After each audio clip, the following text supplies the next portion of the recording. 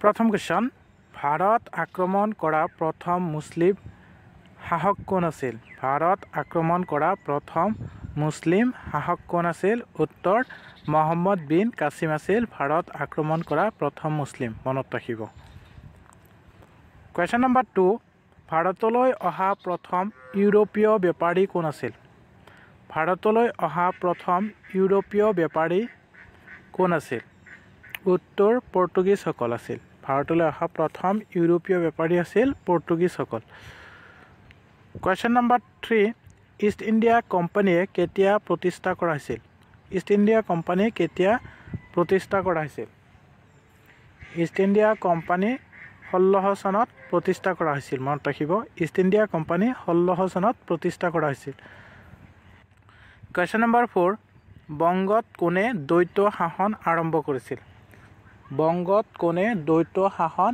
আৰম্ভ কৰিছিল উত্তৰ ৰবাৰ্ট ক্লাইভে বংগত দ্বৈত শাসন আৰম্ভ কৰিছিল ৰবাৰ্ট ক্লাইভে কোৱেশ্চন নম্বৰ 5 প্ৰথম বৌদ্ধ মহাসন্মিলন ক'ত অনুষ্ঠিত হৈছিল প্ৰথম বৌদ্ধ মহাসন্মিলন ক'ত অনুষ্ঠিত হৈছিল উত্তৰ ৰাজগৃহত অনুষ্ঠিত হৈছিল প্ৰথম বৌদ্ধ মহাসন্মিলন মনত ৰাখিব ৰাজগৃহত কোৱেশ্চন নম্বৰ 6 গুপ্ত বংশৰ কোনে প্ৰতিষ্ঠা কৰিছিল গুপ্ত বংশ কোনে প্ৰতিষ্ঠা কৰিছিল উত্তৰ শ্ৰীগুপ্তই গুপ্ত বংশ প্ৰতিষ্ঠা কৰিছিল কোৱেশ্চন নম্বৰ 7 বৃহৎ সংহিতা কোনে ৰচনা কৰিছিল বৃহৎ সংহিতা কোনে ৰচনা কৰিছিল উত্তৰ বৰা মিহিৰে বৃহৎ সংহিতা ৰচনা কৰিছিল বৰা মিহিৰে এটা শেয়াৰ কৰি দিব ভিডিঅটো কোৱেশ্চন নম্বৰ 8 ইণ্ডিকা গ্ৰন্থখন কোনে ৰচনা কৰিছিল ইণ্ডিকা গ্ৰন্থখন কোনে ৰচনা কৰিছিল উত্তৰ মেগাস্থেনিছে ইণ্ডিকা গ্ৰন্থখন ৰচনা কৰিছিল মেগাস্থেনিছে কোৱেশ্চন নম্বৰ 9 ৰামকৃষ্ণ মিছন কোনে প্ৰতিষ্ঠা কৰিছিল ৰামকৃষ্ণ মিছন কোনে প্ৰতিষ্ঠা কৰিছিল ৰামকৃষ্ণ মিছন স্বামী বিবেকানন্দই ৰচনা কৰিছিল বা প্ৰতিষ্ঠা কৰিছিল স্বামী বিবেকানন্দই ৰামকৃষ্ণ মিছন প্ৰতিষ্ঠা কৰিছিল মনত ৰাখিব কোৱেশ্চন নম্বৰ 10 জৈন ধৰ্মৰ প্ৰথম তীৰ্থংকৰ কোন আছিল জৈন ধৰ্মৰ প্ৰথম তীৰ্থংকৰ কোন আছিল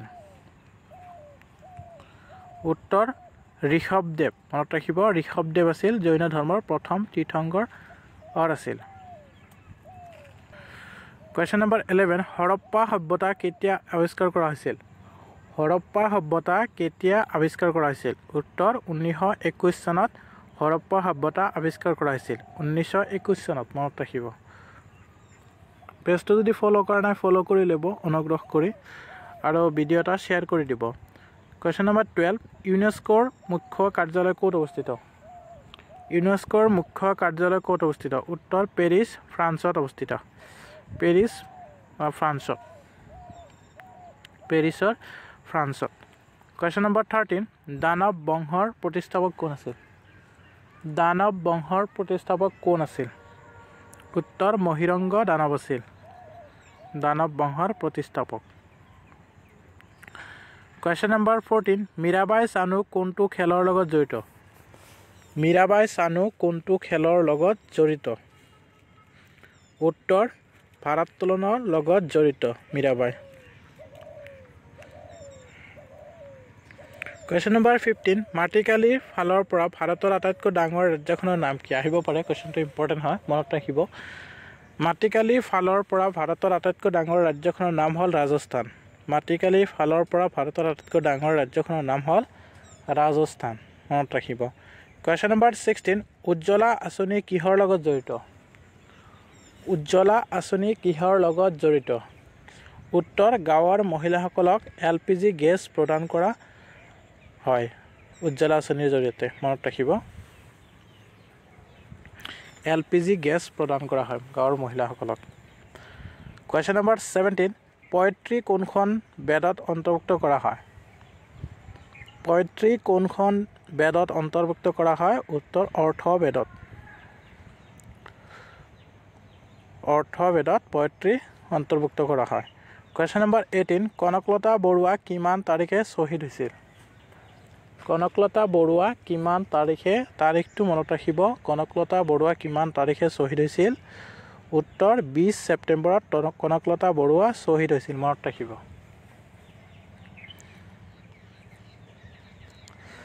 কুৱেশ্যন নম্বৰ 19 2022 চনত কোনে প্ৰথমবাৰৰ বাবে ভৈৰৱ বঁটা পাইছিল? ইম্পৰ্টেণ্ট হয়, মনত ৰাখিব, আহিব পাৰে কুৱেশ্যনটো। 2022 চনত কোনে প্ৰথমবাৰৰ বাবে ভৈৰৱ বঁটা পাইছিল? উত্তৰ ৰতন টাটাই পাইছিল, মনত ৰাখিব। ৰতন টাটাই ভৈৰৱ বঁটা পাইছিল 2022 চনত। কুৱেশ্যন নম্বৰ 20 কোনে প্ৰথম অসম সাহিত্য উপত্যকা বঁটা পাইছিল? কোনে প্ৰথম অসম সাহিত্য উপত্যকা বঁটা পাইছিল? উত্তৰ ডক্টৰ ভৱেন্দ্ৰনাথ শইকীয়াই অসম সাহিত্য উপত্যকা বঁটা পাইছিল, মনত ৰাখিব। কুৱেশ্যন নম্বৰ 21 কোনে কাগজ উদ্ভাৱন কৰিছিল? কাগজ কোনে উদ্ভাৱন কৰিছিল? আহিব পাৰে, ইম্পৰ্টেণ্ট হয়। কোনে কাগজ উদ্ভাৱন কৰিছিল? উত্তৰ চাইলুনে কাগজ উদ্ভাৱন কৰিছিল। চাইলুন, মনত ৰাখিব, চাইলুনে কাগজ উদ্ভাৱন কৰিছিল। কুৱেশ্যন নম্বৰ 22 বেৰি-বেৰি ৰোগ কোনে চিহ্নিত কৰিছিল? এই কুৱেশ্যনটো ইম্পৰ্টেণ্ট হয়, মনত ৰাখিব, আহিব পাৰে। বেৰি-বেৰি ৰোগ কোনে চিহ্নিত কৰিছিল? উত্তৰ খ্ৰীষ্টিয়ান এইজেকমেন। খ্ৰীষ্টিয়ান এইজেকমেনে বেৰি-বেৰি ৰোগ চিহ্নিত কৰিছিল, মনত ৰাখিব। কুৱেশ্যন নম্বৰ 23 কম্পিউটাৰৰ প্ৰিণ্টাৰৰ উদ্ভাৱক কোন? কম্পিউটাৰৰ প্ৰিণ্টাৰৰ উদ্ভাৱক কোন? মনত ৰাখিব, কম্পিউটাৰৰ প্ৰিণ্টাৰৰ উদ্ভাৱক হ'ল চেষ্টাৰ কাৰ্লছন, মনত ৰাখিব, চেষ্টাৰ কাৰ্লছন। চেষ্টাৰ কাৰ্লছন হ'ল কম্পিউটাৰ প্ৰিণ্টাৰৰ উদ্ভাৱক। কুৱেশ্যন নম্বৰ 24 আটাইতকৈ ডাঙৰ মহাদেশ কোনখন?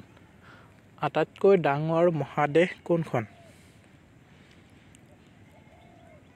উত্তৰ এছিয়া মহাদেশ হ'ল আটাইতকৈ ডাঙৰ মহাদেশ, মনত ৰাখিব, এছিয়া মহাদেশ হ'ল আটাইতকৈ ডাঙৰ মহাদেশ।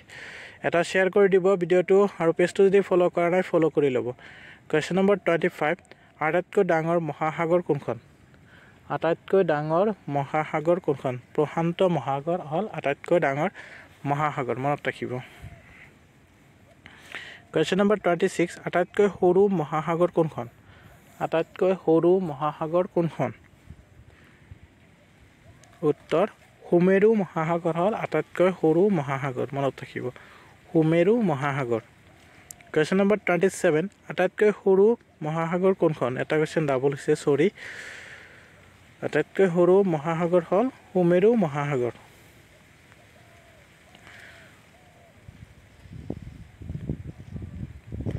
কুৱেশ্যন নম্বৰ 28 আটাইতকৈ সৰু মহাদেশ কোনখন? আটাইতকৈ সৰু মহাদেশ কোনখন? উত্তৰ অষ্ট্ৰেলিয়া হ'ল আটাইতকৈ সৰু মহাদেশ, মনত ৰাখিব, অষ্ট্ৰেলিয়া হ'ল আটাইতকৈ সৰু মহাদেশ। কুৱেশ্যন নম্বৰ 29 পৃথিৱী পৃষ্ঠৰ কিমান শতাংশ মাটিয়ে আগুৰি আছে? পৃথিৱী পৃষ্ঠৰ কিমান শতাংশ মাটিয়ে আগুৰি আছে? কিমান শতাংশ? উত্তৰ 29.1 শতাংশ। 29.1 শতাংশ পৃথিৱী পৃষ্ঠৰ মাটিয়ে আগুৰি আছে। কুৱেশ্যন নম্বৰ 30 পৃথিৱী পৃষ্ঠৰ কিমান শতাংশ পানী আগুৰি আছে? পৃথিৱী পৃষ্ঠৰ কিমান শতাংশ পানী আগুৰি আছে? উত্তৰ 70.99 শতাংশ পানীয়ে আগুৰি আছে, মনত ৰাখিব, 70.99 শতাংশ। কুৱেশ্যন নম্বৰ 31 কোন চনত ভাৰতে পোনপ্ৰথমে অলিম্পিক খেলত ভাগ লৈছিল? আহিব পাৰে, ইম্পৰ্টেণ্ট হয়। কোন চনত ভাৰতে পোনপ্ৰথমে অলিম্পিক খেলত ভাগ লৈছিল? উত্তৰ 1900 চনত। 1900 চনত ভাৰতে পোনপ্ৰথমে অলিম্পিক খেলত ভাগ লৈছিল। কুৱেশ্যন নম্বৰ 32 2012 চনলৈ ভাৰতে সৰ্বমুঠ কিমানটা অলিম্পিক পদক অৰ্জন কৰিবলৈ সক্ষম হৈছিল? উত্তৰ মুঠ 26টা, 9টা সোণ আছিল, 7টা ৰূপ আছিল আৰু 11টা ব্ৰঞ্জ পদক পাইছিল, মনত ৰাখিব।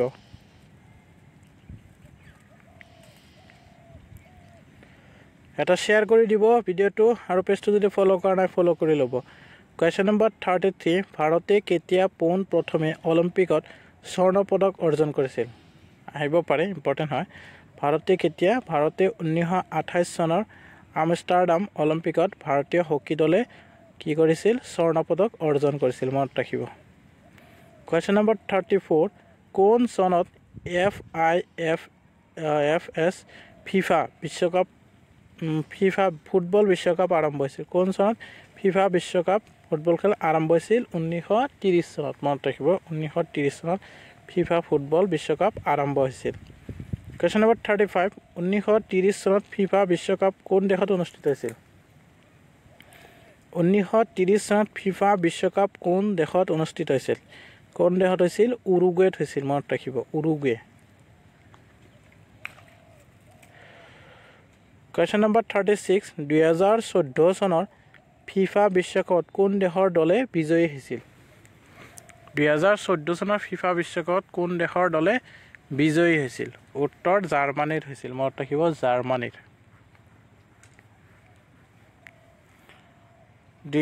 Question number 37 2015 চনৰ ICC বিশ্বকাপ ক্ৰিকেটত কোনে বিজয়ী হৈছিল 2015 চনৰ ICC বিশ্বকাপ ক্ৰিকেটত কোনে বিজয়ী হৈছিল অষ্ট্ৰেলিয়া 2023 চনত ICC বিশ্বকাপত কোনে বিজয়ী হৈছিল আপোনালোকে কমেন্ট কৰি জনাব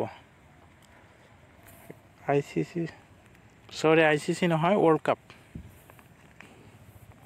Question number 38 ভাৰতৰ আটাইতকৈ পুৰণি ফুটবল ক্লাবটোৰ নাম কি ভাৰতৰ আটাইতকৈ পুৰণি ফুটবল ক্লাবটোৰ নাম কি উত্তৰ 1889 চনত স্থাপিত হোৱা মোহন বাগান ক্লাব মনত ৰাখিব 1889 চনত স্থাপিত হোৱা মোহন বাগান ক্লাব Question number 39 বিদ্যুতৰ আৱিষ্কাৰখন কোৱেশ্চনটো ভুল হৈছে বিদ্যুতৰ আৱিষ্কাৰ কোন আছিল বিদ্যুতৰ আৱিষ্কাৰক কোন আছিল